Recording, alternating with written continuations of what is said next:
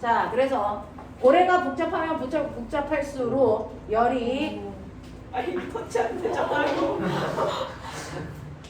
망상이었잖아. 자, 열이 오랫동안 순환하기 때문에 열을 오랫동안 보존할 수 있다는 게 장점. 그래서 우리나라 이렇게 고래를 만들어서 열이 오랫동안 순환할 수 있게끔 하는데 이런 구조를 가지고 있는 게 뭡니까? 라고 하면 열이 이동하는 뭐예요? 표면적을 넓히는 거죠. 우리 몸에서 표면적을 넓히는 거 뭡니까? 융털, 해포, 모세혈관, 그 다음에 뭡니까? 세포도요. 크게 하지 않고 세포수를 증가시키는 게 표면적을 넓혀서 됐어. 물질교환을 효율적으로 하기 위해서죠. 됐어. 또 뭐요? 어? 혀에 혀에 돌기. 뭐요? 체내. 뇌내피질. 뇌주름. 뇌주름. 네. 근데 그 뇌주름의 역할이 뭔지 모르겠어요. 표면적을 증가시켜서 뭐예요? 산소를 훨씬 더 잘 받게 하기 위해서. 네. 근데 이제 뇌 질량과 뇌 주름 정도와 그 뇌 기능 이거가 직접적인 연관이 있는지는 아직 확정이 안 됐거든요. 왜냐면 뇌 주름의 크기는 여러분들하고 다 똑같은데 지능은 좀 다르잖아요. 그리고 아인슈타인의 뇌 무게가 요거거든요. 1231kg. 네, 근데 이 사람이 다른 사람에 비해서 뇌 무게가 작답니다. 그래서 무거울수록 머리가 좋다 이런 건 아니랍니다. 그냥 무거운 거랍니다. 그래서 그거의 상관관계를 따지기가 아직은 좀 그래서 이론적으로 확인된 것들이 많지가 않다. 네, 맞네, 맞네요. 네, 어쩔 수 없네요. 장례시켜주자. 네. 자, 넘길게요. 넘기시면 2-1번 가죠. 자, 눈금이 한 개의 삼각 플라스크, 물, 전자저울로 금속의 밀도를 구하는 방법을 설명해 보세요. 라고 했습니다. 되겠죠? 민지야, 해. 네. 전자적으로 금속의 질량을 먼저 측정을 한 다음에 삼각 플라스크에 물을 네, 그 다음. 네, 삼각 플라스크에 눈금만큼 물을 채워놓고 네. 저울 위에 올려놓은 다음에 영점을 맞추고요. 그 후에 금속을 집어넣어서 측정된 무게를 원래 무게에서는 부력의 크기를 구하고 그 후에 그 부피를 구해서 무게에서 남은 그 구해 내가 궁금한 게 있는데 네, 삼각 플라스크 안에다가 예, 물을 집어넣고 전자저울로 0점을 맞춘다 그랬잖아요. 예, 그리고 나서 금속을 집어넣어요? 맞아요? 금속을 집어넣으면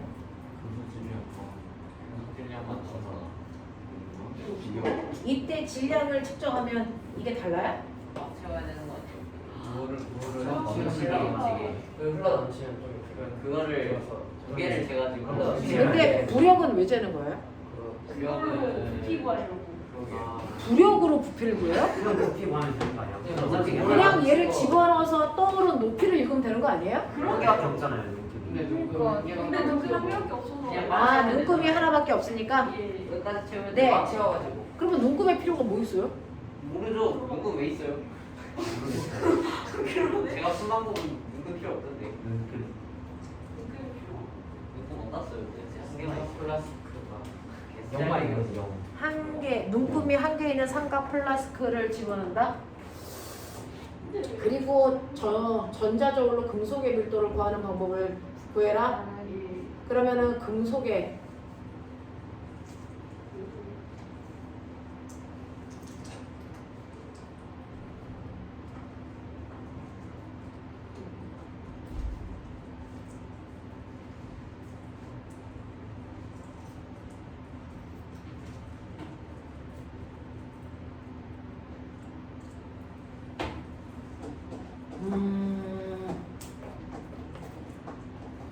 거꾸로 가자.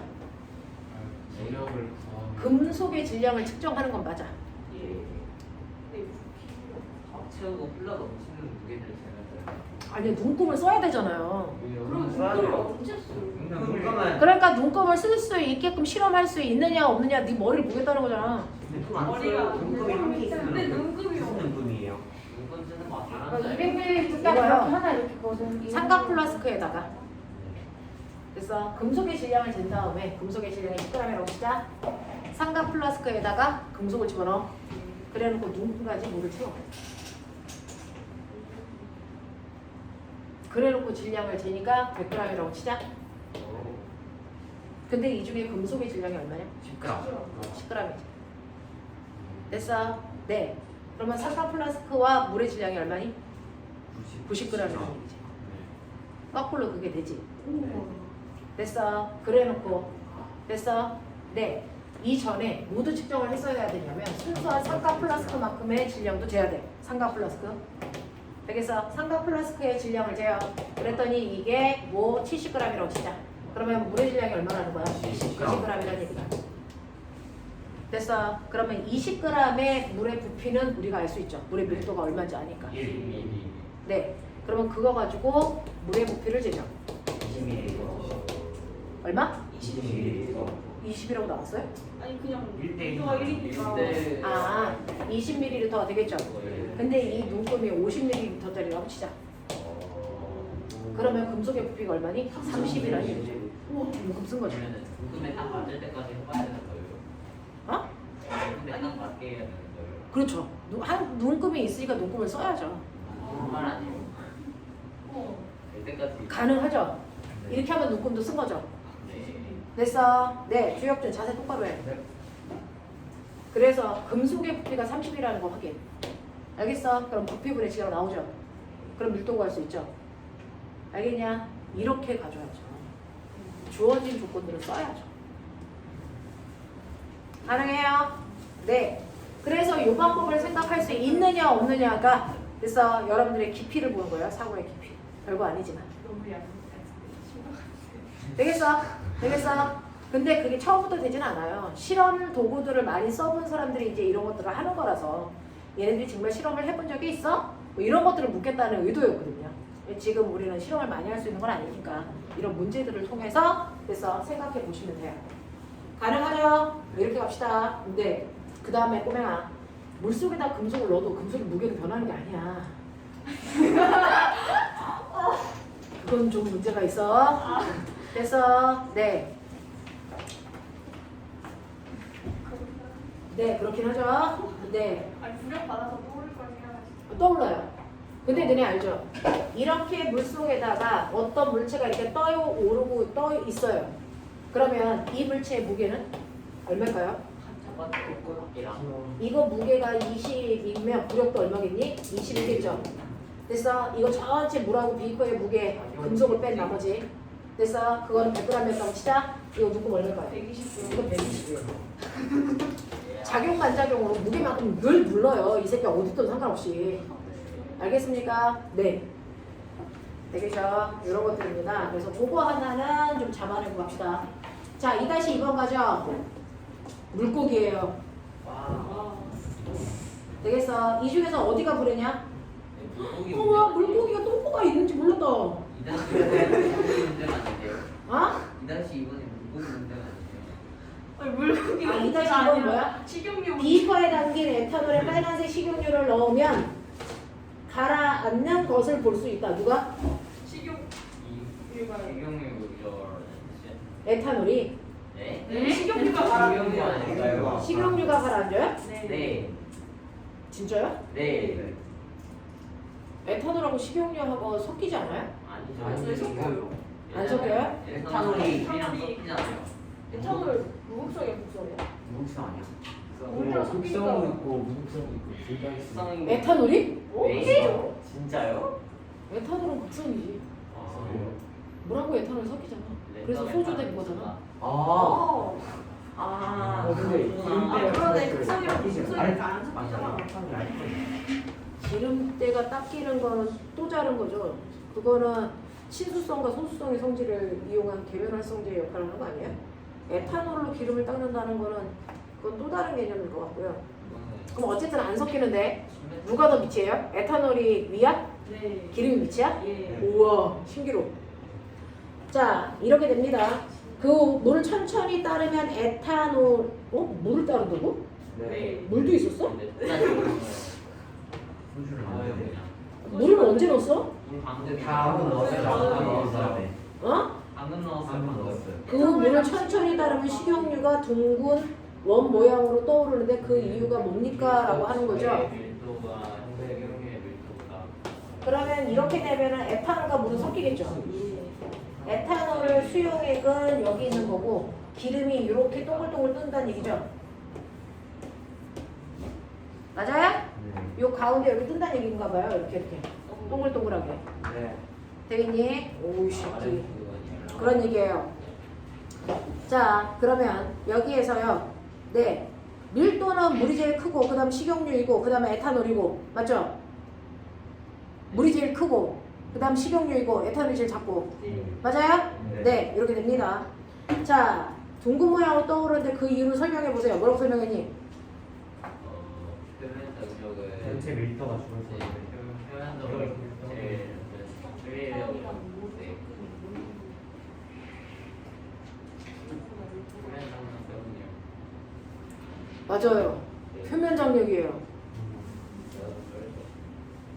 25,000원. 됐어. 25,000원의 힘. 그래야 네. 자, 이때 분자 사이의 인력이요. 에탄올과 물은 섞여 있잖아요. 네. 에탄올과 물을 섞었을 때 인력과 식용유의 인력 중 됐어. 네. 누구의 인력이 더 커요? 가루가 있었는데 누구의 인력이 더 클까요? 가루가 있었는데 식용유의 인력이 커요. 그래서 식용유가 안쪽으로 말리는 거야. 표면 장력이 커서. 되겠어요? 네. 그래서 둥근 원 모양을 만들면서 밀도가 작으니까 뜬대요. 물과 에탄올이 섞이면서 이때 물의 인력이 작아지는 거예요. 됐어? 그래서 물과 에탄올의 인력에 비해 식용유의 인력이 더 크니까. 됐어? 식용유가 안쪽으로 이렇게 말린대요. 그래서 동글동글해진대요. 네? 에탄올이 없으면 이렇게 동글동글해지는 게 아니고요. 뭐해집니까? 위에 그냥 층으로 뜨죠? 되겠어요? 그래서 집에 가서 소주에다가 한번 해보세요. 소주가 에탄올 수용액이잖아요. 거기다가 엄마가 아끼시는 포도씨유 이런 거 있잖아요. 그런 거 좀 집어넣어서 실험 해보시고 원샷 하시면 돼요. 원샷해요? 그럼 버려? 아깝게? 다 먹는 건데? 유통기한 지난 거예요. 뭐라고? 알코올에 칼로리가 있어요. 알코올도 칼로리가 있겠죠? 있으니까 그러니까 에너지를 발생시키는 거 아닐까요? 먹으면 술 빼지잖아. 그럼 술 때문이 아니고 너네 아빠가 드시는 안주 때문이야. 네. 근데 에탄올을 그러니까 술을 마시면 흡수율이 좋아진다거나 뭐 그런 것 때문에 살이 더 찔 수 있다고 하니까 술 먹으면 살쪄요. 몰라요. 술만 그럼 먹으면 담배 살쪄요. 피우면 진짜 취향이거든요. 뭐 한다고요? 술만 먹으면 살쪄요. 술만 먹으면 살이 안 찌는지는 술만 먹어본 적이 없어서 모르겠어요. 자, 2-3번 갈게요. 식용유가 물에 뜨는 것과 물고기가 물에 뜨는 것을 비교 설명해 보세요 라고 했습니다. 뭘까요? 물고기는 주변 액체 밀도가 높아져서 하는 건데 이제 물고기는 자신의 밀도가 낮아져서 밀도 뜨는 거예요. 구레 속에 기체를 집어넣어서 밀도를 작게 해서 뜨는 거. 네. 알겠어? 둘 다 밀도 차이 때문에 뜨는 건 맞습니다. 근데 물고기는 구레 속에 기체를 집어넣어서 스스로 밀도를 줄이는 거죠. 그래서 이 물고기는요, 불에 속에 기체를 넣냐 빼느냐에 따라 밀도 조절을 해서 떴다 가라앉았다 하고요. 이 원리를 이용해서 만든 도구가 뭐 있을까요? 잠수함이죠. 됐어. 그래서 잠수함은 그 잠수함 속에 물이나 공기를 넣을 수 있는 공간들이 있대요. 근데 그래서 떴다 가라앉았다 한답니다. 잠수함이 있잖아요. 네? 잠수하려면 안 들려요. 잠수함이 잠수하려면 네. 공기를 빼잖아요. 그럼 다시 뜰 때 공기를 어디서 가져와요? 수상한 그 뭐지? 영어 어디서 가져오겠죠. 공기 만들어요. 뭐 발생시킬 수도 있고 공기 탱크에서 공기를 넣을 수도 있는데 잠수함이 어떻게 공기를 넣는지 모르겠어요. 공기 탱크에 있으면 공기를 가지고 있는 거잖아요. 구력이 차이잖아. 우리 차잖아. 피가 작죠. 그거를 기체 상태로 가지고 있지는 않겠죠. 액체 상태로 가지고 있다가 기체 상태로 만들겠죠. 뽀글뽀글한 아는 거 아니에요? 공기 뺄 때.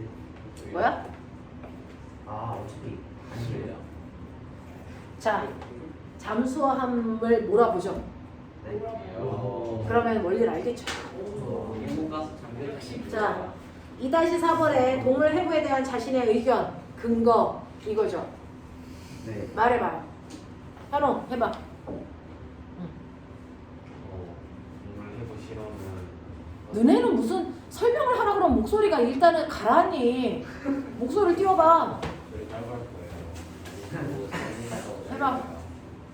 동물 해부 실험은 어떤 부분에서는 인간과 유사한 점이 있어서 인간에게 도움이 되는 부분이 있을 수도 있는데 또 어떤 부분에서 보면은 인간과는 전혀 다른 부분이 있고 그런 거를 또 알아가는 과정에서 그런 의미가 있을 수 있지만 저는 동물 해부 실험에서 도덕적인 윤리에 맞지 않다고 생각되어서 저는 반대합니다. 본인은 동물 해부 실험을 반대하는 쪽이다. 네. 또요.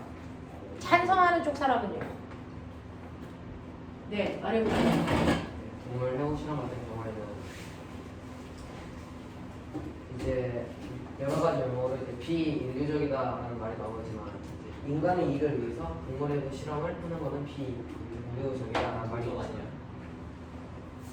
찬성 이 말이 있지만 그래도 동물 실험을 함으로써 저 인간이 얻는 것도 많이 있고 그런 부분에서는 동물 실험을 진행해야 된다. 임상 실험을 할 때요. 네. 1단계 임상 실험이 있고 2단계가 있고 3단계가 있어서 3단계까지 걸쳐가요. 코로나 같은 경우에는 이제 너무 급했으니까 2단계까지 임상 실험 이제 성공한 아이들을 우리가 그 백신으로 맞았던 건데요. 그 1단계 실험, 2단계 실험, 3단계 실험을 거치고 3단계 실험은 실제로 사람들한테 하는 거예요.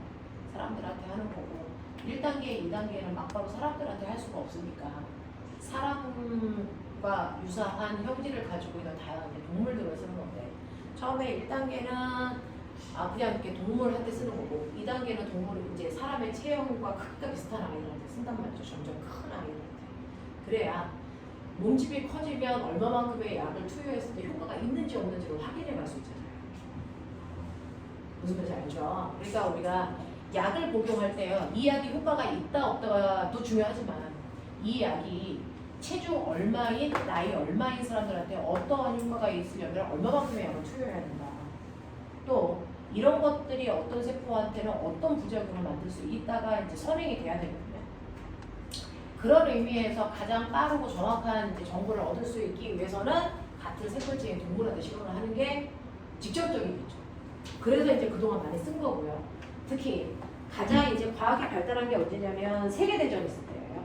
1차 세계대전이 있을 때 독일의 의학이 발달했던 거고요. 그래서 의학 서적이 다 독으로 되어 있을 때예요. 그리고 2차 세계대전 끝나고 나니까 그 의학이 어디? 일본에서 발달한 거예요. 걔네들이 막 다 실험했잖아요. 사람 해부해가지고 잡는 거. 네, 그런 거 했던 거잖아요. 그래서 이런 것들이 인간한테 주는 이점이 반드시 있긴 합니다. 근데 지금은 의학이 발달하는 초기 단계는 아니잖아요. 이게 어느 정도 데이터가 쌓였단 말이죠. 그렇다면 굳이 그 단계를 다 걸치지 않아도 이미 임상에서 결과들이 나와 있기 때문에 예측할 범위도 있단 말이죠.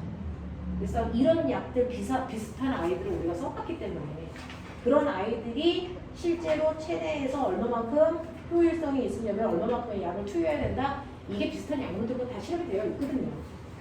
그러니까 그런 과정을 반드시 다 걸쳐야 된다. 그건 아닐 수 있다는 거예요. 그래서 동물 실험하는 그 양이라든가 횟수를 줄일 수도 있다는 거예요. 그리고 이제는 우리가 옛날에는 컴퓨터라든가 이런 것들이 없을 때는 실제로 생물학밖에 할 수가 없었고 옛날에 누구죠? 자기 몸을 이용해서 실험한 사람도 있어요. 실험 자체가 불법이니까. 그래서 옛날에 초기의 과학자들은요, 자기 몸을 이용해서 실험한 사람들도 엄청 많아요. 불법적인 암거래를 이용해서 다른 사람들의 시체를 사용해서 해부했던 것처럼, 그래서 자기한테 임상 실험을 통해서 그 약의 효과들 뭐 이런 것들을 실험한 과학자들도 있단 말이죠. 그래서 실제로 동물 실험에는 한계가 있어요. 윤리적인 문제 때문에, 과학적 윤리 때문에 한계가 있는데 그걸 어디까지가 이제 우리가 극복할 수 있는 데이터를 가지고 있느냐, 아니면 과학 기술을 가지고 있느냐, 이거에 따라서 동물 실험의 한계점은 있겠죠. 알겠어? 근데 동물도 그 나름대로의 생명체인 거잖아요. 생명을 존중해야 되잖아요. 여러분들 집에서 키우는 예쁜 강아지. 그래서 고양이들을 데려다가 생체 실험한다 그러면 납득하겠어요? 아닌 거죠. 그래서 실제로 지금 제일 많이 사용되고 있는 개들. 그래서 그 개들을 가지고요. 여러분들 그 화장품 이런 것들 생체 실험들 사실은 화장품이 꼭 필요하니? 라고 하면 이제 그건 호불호가 가리겠죠. 네, 그 마스카라 실험은 그 강아지 눈썹에다가 한대요. 근데 그거 부작용 때문에 걔네들이 되게 부작용 발생해서 죽는답니다. 그래서 그런 것들을 실제로 본다면 하면 안 되겠다라고 생각하는 경우도 있겠죠. 그리고 실험 대상의 아이들을 막 치료해가면서 하지 않아요. 그냥 밥만 주고 방치하는 상태로 그냥 실험을 해버려요. 되게 고통받는 거죠. 그래서 인간한테 필요한 거지만 동물은 학대인 거예요. 그래서 그런 것들을 이제 어느 쪽을 부각시켜서 설명하느냐가 이제 관건이에요. 얼마나 논리적으로 사람들한테 필요하기 때문에 하는데 왜 필요한지. 그래서 그리고 그거의 한계점이 뭔지를 정확하게 얘기할 수 있느냐 없느냐 이런 것들을 보겠다는 얘기겠죠. 선생님들 윤리 문제 푸는 게 제일 어려워요. 우리 윤리는 답은 없습니다. 얼마나 논리적으로 얘기할 수 있냐, 구체적으로 얘기할 수 있느냐. 그래서 이런 거고요. 이런 것들의 예를 들 때는 사례를 들면 가장 좋아요. 근데 우리가 이제 동물 실험의 사례 같은 경우를 많은 데이터를 가지고 있는 건 아니니까. 자, 그 다음에 이제 보시면 5차로 가죠. 이거 풀었습니까? 5차 문제 풀었어요?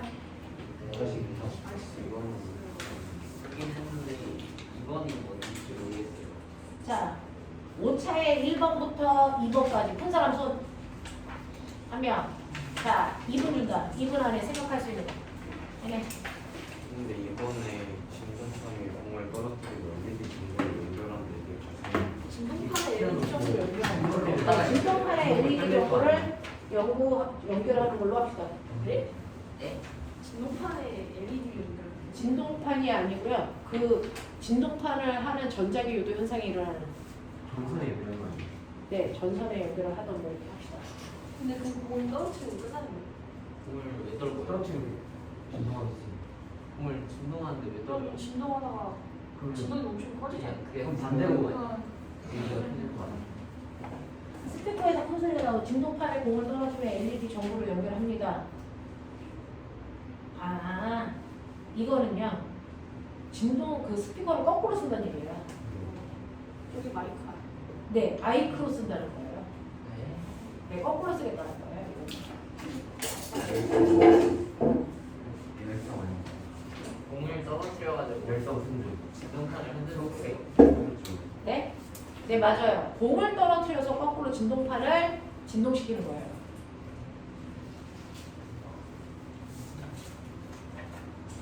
아, 큰일 났다. 충전기가 마팅이라고 해가지고 충전이 안 되는데 나 일단 너네 줌으로 하다가 챙겨 나올 수도 있겠는데.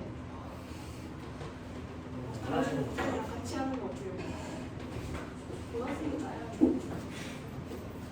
원래 하는 거 같이 큰일 났어요. 내일 것도 충전기가 없는데 어쩌죠? 오목교 가면 근처에 하이마트 있는데 거기서 사오는 거 같아요. 아닌 것 같지. 선생님 주문을 했는데 노래 온다고. 그렇게 뺏은 게 아니에요. 삼성에서 오는 거랑 그래서 안 해주죠. 하이마트가 제일 빠르고. 타임마트가 빨라?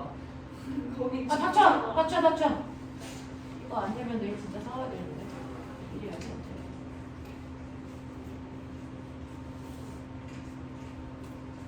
하이스트에서 저 하이마트에서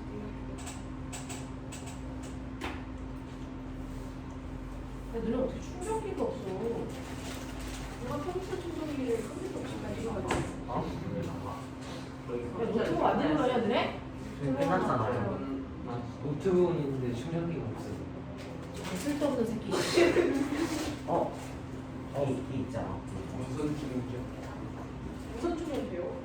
안 되고 되겠냐? 안 되는데. 되겠냐고. 될 수도 있지. 무슨 삼성은 이거 짱이라. 충전되는 거. 줘봐봐. 여기다 올려놓으면 근데 돼요. 나도 그 충전기는 있는데 용량이 딸려서 충전이 안 돼. 이거 니트로 보세요. 어쨌든 얘는 전자기 회사예요. 이거 네 노트북 이걸로 충전해? 아니. 이거 핸드폰 충전. 네. 나도 핸드폰 충전기로는 아니 그 뭐가 되는 거야? 무선 메카닉. 나는 무선 배터리가 안 돼. 왜안 돼요? 이게 되는 스타일이 있고 안 되는 스타일이 있구나. 안 되는 스타일. 아니 되는 건 똑같은데 용량이 작아서. 몰라. 되는 건 똑같은데 용량이 작아서. 되게 아파. 일단 해볼게요. 이게 더 충전되는 속도로 빠르게 빠져가. 맞으면 아프다고. 야, 나 예전에 줄넘기 꺼져. 이 와중에 직구 하겠다고. 자, 됐죠? 자격증 따서 줄넘기. 얼마나 했어? 자, 보시면 여러분들이 가지고 있는 파동이요. 파동이 뭐예요?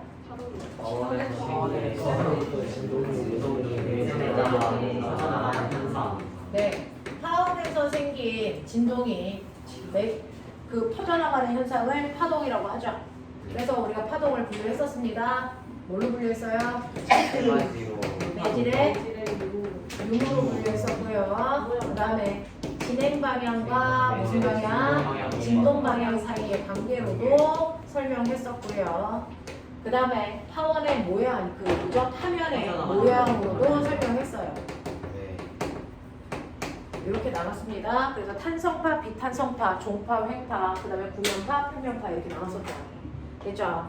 자, 이런 식으로 나눴을 때 여러분들이 알고 있는 대표적인 게 이제 소리다라고 하는 거죠. 소리는요, 매질이 반드시 필요한 뭐예요? 탄성파이고, 그 다음에 무슨 파예요? 종파이고, 그 다음에 소리는 구면파의 형태로 퍼져나갑니다. 이렇게 얘기했어요. 됐어. 그러면 이 소리가 전달되는 걸 이용해서 만든 도구에 대표적인 게 뭐가 있어요? 마이크와 뭐가 있니? 스피커가 있어요. 그 중에서 마이크와 스피커의 구조가 뭐다? 똑같다. 마치 전동기와 발전기의 구조가 똑같은 것처럼. 됐어. 그래서 이렇게 진동판이 있고요. 그 다음에 그 밑에 코일이 감겨져 있는 전선이 이렇게 있죠. 그래서 이렇게 되어 있어서 똑같은 구조로 되어 있어요. 이렇게 되어 있어서 여기도 또 코일 전선이 이렇게 감겨져 있고요. 그 다음에 여기에 똑같은 진동판이 이렇게 있는 이쪽은 우리가 뭐라고 하는 거고요. 스피커라고 하는 거고요. 직접 진동을 만들어내는 여기를 뭐라고 하는 거예요? 마이크. 그래서 마이크는 이 진동판을 내가 먼저 진동시킬 거냐 아니면 전류에 의해서 진동판이 나중에 진동할 거냐 이 차이인데요. 여러분들이 얘기를 하면 그 공기에서의 종파의 진동에 의해서 얘가 들어갔다 나갔다 하면서 여기서 뭐가 만들어진다? 뭐가 만들어집니까? 전류에 의한 아니 뭐죠? 이거 뭐죠? 전자기 유도가 만들어지는 거죠. 자기장의 변화에 의해서 전류가 생기는 거. 그래서 전자기 유도를 이용한 거예요. 자, N극이 들어갈 때 무슨 극이 생겨요? N. N극이 나갈 때 무슨 극이 생겨요? S. N을 만들 때 전류가 이렇게 흘렀다면 S극이 만들어지면 전류는 이렇게 흐르겠죠. 그래서 전류의 방향이 바뀌는 그래서 전류가 만들어져서 공급이 되면 그 방향으로 전류가 올 때마다 NS가 만들어지죠. 그러면 이 진동판이 밀렸다가 당겼다가 이렇게 하겠죠. 됐어? 그래서 내 목소리에서의 됐어 진동판의 떨림 횟수와 얘의 떨림 횟수가 똑같게 만들어져서 같은 소리를 만들어낸다. 이 과정이에요. 됐어? 그 중에서 스피커 같은 경우에는 전류에 의해서 자석을 만든 거죠. 그래서 얘는 전류에 의한 자기장이에요. 네, 전류에 의한 자기장. 이게 이름이에요. 이건 전자기유도. 그래서 이런 구조로 되어 있다라고 하는 겁니다. 그러면 스피커에서 더 큰 소리라고 했는데 우리 알고 있죠? 소리의 뭡니까? 소리의 3요소. 뭐 있어요? 높이. 소리의 3요소에는 높이가 있고요. 그 다음 뭐가 있어요? 세기가 있고요. 그 다음 뭡니까? 맵시가 있죠. 그 중에서 소리의 높이는 뭐가 결정합니까? 진동수가 결정해요. 소리의 세기는요. 진동이 결정한다고요. 됐어. 그러면 여기서는 이제 뭐라 그랬냐면 더 큰 소리를 만드니까 진폭을 뭐하게 한다? 크게 하고 싶어. 이 얘기예요. 됐어. 진폭을 증가시킵니다. 그러면 선생님이 말씀드리죠. 이 진동수는 스피커에서 진동수는 뭐가 만듭니까? 떨리를 했으니까 전류의 방향 전환. 됐습니까? 네. 전류의 방향이 몇 번 바뀌느냐에 따라 진동수를 만들어내는 거고요. 됐죠? 네. 그 다음에 진폭은 뭐가 만들어내는 거예요? 이건 전류수예요.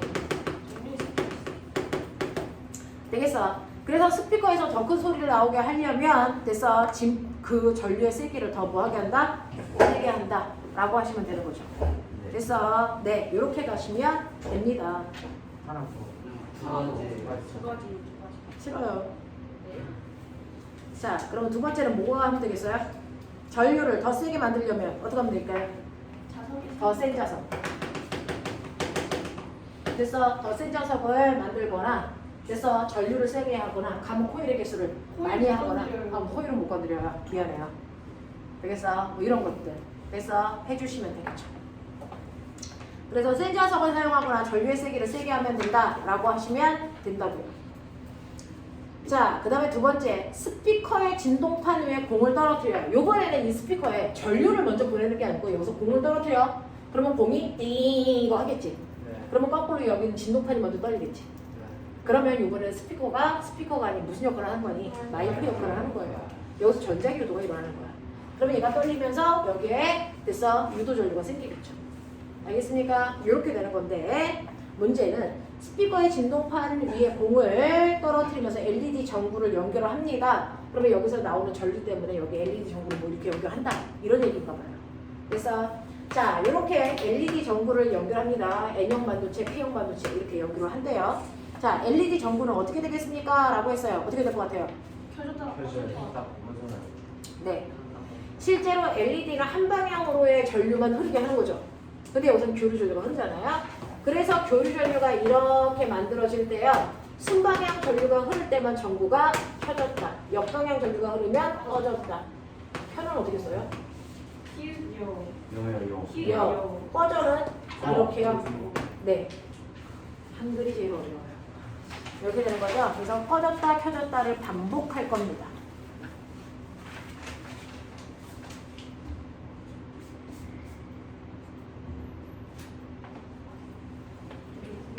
이거는 유선이잖아요. 네. 그러면은 블루투스 마이크는 어떻게 돼요? 블루투스는요. 이렇게 해서 전류가 흐르잖아요. 그러면 전류가 뭘 만듭니까? 자기잖아요. 공간에 와이파이. 그래서 전자기 유도를 하는 거예요. 진짜. 그래서 전기장이 뭘 만들어요? 주변에 자기장을 이렇게 만들면서 그래서 근거리 통신을 하는 거예요.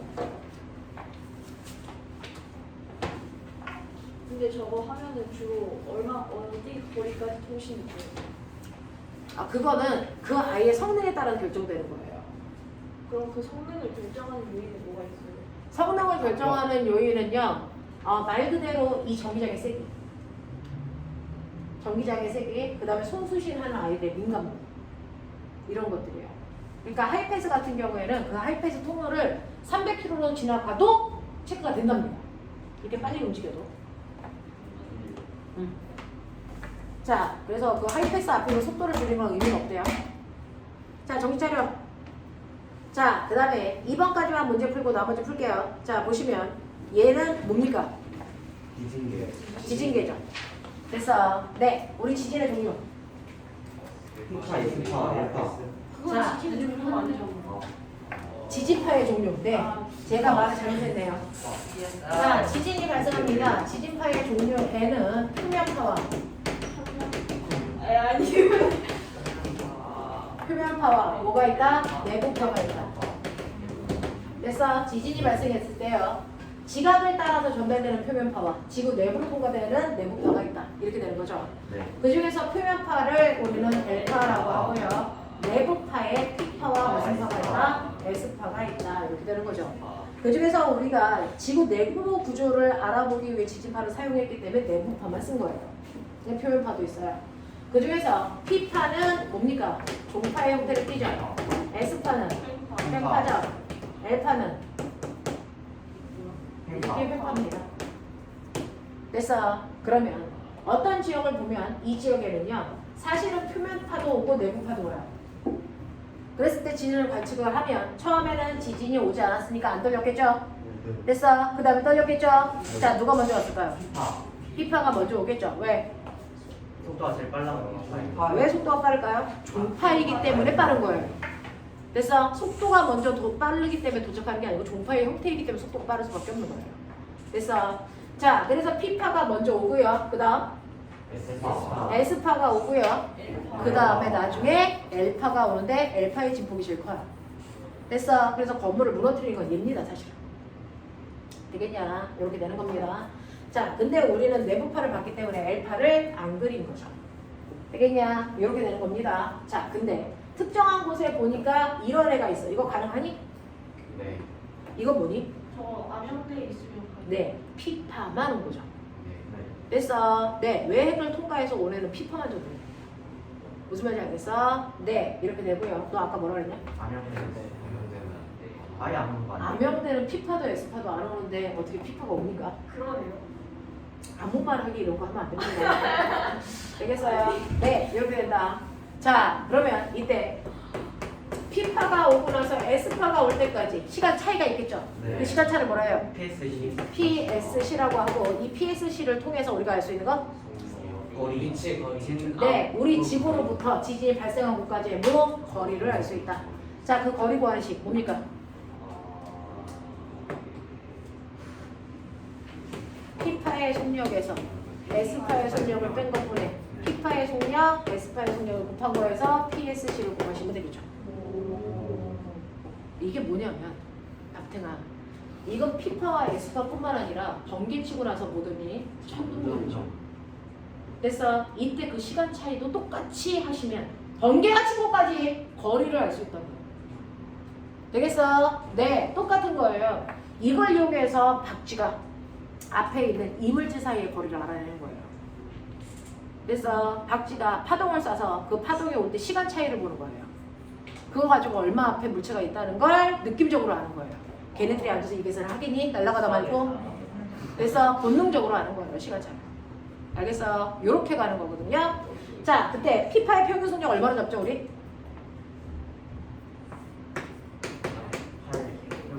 1초에 8km 가는 속도. 이 정도는 뛰겠죠, 너네들도. 얘는요? 5 4 4죠. 그럼 요거 얼마예요? 4죠. 이거 얼마예요? 32죠. 그 중에서 PSC가 5초인 곳이 있고 10초인 곳이 있다 그러면 치자. 그러면 5초인 곳은 얼마입니까? 40이고요. 10초인 곳은 80이겠죠. 알겠습니까? 이렇게 나옵니다. 하겠냐? 그래서 PSC를 통해서 지진 발생한 곳까지의 거리를 측정할 수 있는데 이러한 지진을 측정하는 기계를 우리가 뭐라 그런다? 지진계라고 한다. 그러면 최초의 지진계는 어디서 만들어졌다? 중국에서 만들어졌다. 그래서 근데 그 중국에서 만들어진 최초의 지진계에 한계가 있다. 뭐지? 지진이 이래요. 발생했다는 것만 알수 있어요. 지진이 발생했다는 것만 알 수 있죠. 그 지진의 연속성 알 수 없고 지진의 세기를 알 수 없고요. 그래서 지진이 언제 발생했는지도 알 수가 없고요. 그냥 떨어진 것만 보는 거잖아요.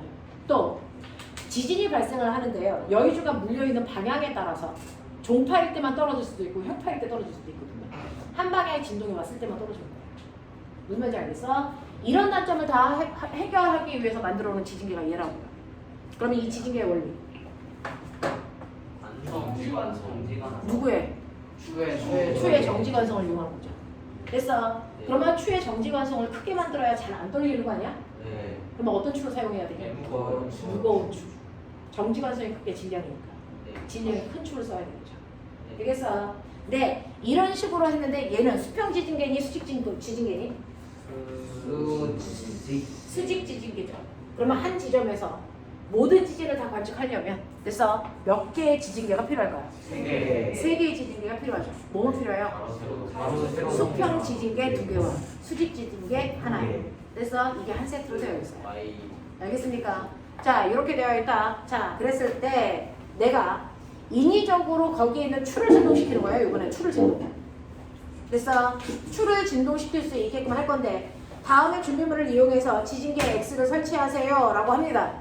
그래서 이 추가 떨리게끔 해주라고요. 그럼 어떻게 하면 돼요? 용수철을 달려. 공수철을 하고 거기 자석을 달아가지고 위에는 전자기 전자기를 이용해서 이용해서 용수철에 연구자. 용수철에 뭐야?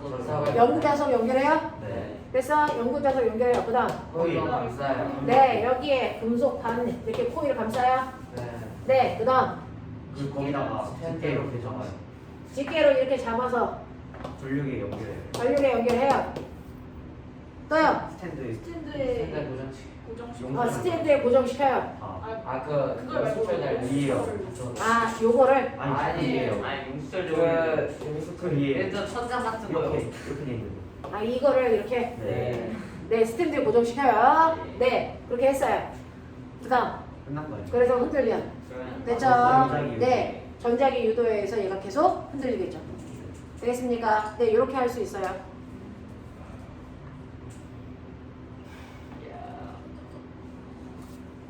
더 세게 움직이려면 뭐 얘를 더 크게 하거나 얘를 더 많이 갖거나 뭐 이렇게 하면 되겠죠. 됐어? 네 이렇게 하시면 되고요. 자 이렇게 했을 때 지지계 X의 전류계의 수치들입니다. 자 이를 그래프로 나타내 보세요 라고 했죠. 네. 시간에 따른 전류를. 시간에 따른 전류의 세기가 점점 뭐하고 있니? 감수하고 있어요. 감소하고 있는 거죠. 네. 왔다 갔다 하는. 근데 감수 있는. 아 그러네. 그러니까 얘가 움직이는 폭이 줄어요. 그죠? 얘가 움직이는 폭이 줄어서 전류의 세기가 이렇게 줄어들어요. 맞습니까? 네. 자, 근데 그 안에서 이 새끼가 뭐 하고 있는 거니? 진동하죠. 자, 그럼 얘가 진동하는 폭이 뭐 하는 거야? 좋아요. 줄어드는 거죠. 처음엔 이렇게 진동하다가 이렇게 진동폭이 줄어들어요. 그래서 발생하는 전류의 세기가 감소합니다. 됐어? 네. 자, 그래서 폭이 줄어드는 진동을 우리가 뭐라고 하냐면 감쇄 진동이라고 해서 규사기가 쓴 자수 내용이에요. 감쇄 진동. 여러분들이 진자를 이렇게 매달아요. 한 번 진동시키고 나요. 됐어? 자, 그랬을 때 얘가 움직이는 폭 어떻게 될 것 같아요? 줄어들어요. 왜요? 그만큼 공기 저항 때문에. 됐어? 공기 저항 때문에 얘 폭이 줄어든다? 근데 꼬매나 주기는 어떻게 될까? 주기는 1.5. 됐어? 이렇게 갔다 오는데 1초가 걸렸어도 됐어? 네. 요렇게 이 아이가 감쇄 진동하면서 폭이 요만큼 움직여도 이것도 몇 초 걸린다? 1초 걸린다. 왜요? 네. 실제로 진자에서의 주기는 2파이 루트 뭡니까? G분의 L이죠. 진폭하고 상관없죠. 실의 길이에 의해 결정되는 거니까. 무슨 말인지 알겠어? 네. 그래서 진폭은 감소하더라도 주기를 인정합니다. 됐어? 얘도 똑같습니다. 되겠냐? 네, 이렇게 되는 거죠. 그래서 감쇄 진동한다 라고 하는 것도 기억을 좀 해봐 주시면 됩니다. 자, 네 번째. 문제가 있나 봐요. 전류가 세배 세졌어요. 어? 전류가 세졌어. 같은 지진인데 아, 전류의 세기가 몇 배 세졌어요? 세배. 3배 세졌어요? 그럼 3배 세지게 할 수 있는 방법을 찾아라 뭐 이런 건가 봐요? 출절을 약하게 코일을 세배 많이 가요. 네, 코일을 3배 많이 가면 되고요. 또 세게 자석은 센 자석. 또 그 많이 용수철 상수를 용수철. 용수철을 약하게 하면 더 많이 흔들리지 않을까요? T는 2파이 루트 K분의 M이죠. 네. 그러면 얘 주기를 줄여야지 더 빨리 움직이는 거죠. 네. 그러려면 용수철 상수를 뭐 하게 하면 돼요? 예, 크게 이거를 크게 하셔야죠. 아홉 맞아요? 9배. 네, 그 다음에 얘는 뭐 하면 돼요? 줄이면 되는 거죠. 됐죠? 뭐 이런 것들 생각하시면 되겠네요. 네. 자, 그 다음에 4번 지진계 X의 문제점을 과학적으로 설명해 보세요. 한 방에 파도밖에 되지 못해요. 네, 한 방향의 지진밖에 측정할 수 없다. 3개 있으면 세개 있습니다. 네, 뭐 이런 것들이겠죠. 이게 3x 자, 10분밖에 안 남았어요. 나머지 문제 해결하세요. 이제 세종 한성 깨 보입니다. 자, 빨리 풀고 다음 주에 이거 다 푼 상태로 가지고 오셔야 돼요. 10분 남았어요. 빨리 마무리. 아니 숙제예요. 네, 못 푼 건 숙제죠. 다음 주에 책 가지고 올 거예요. 다음 주에 이제 이거 한 만큼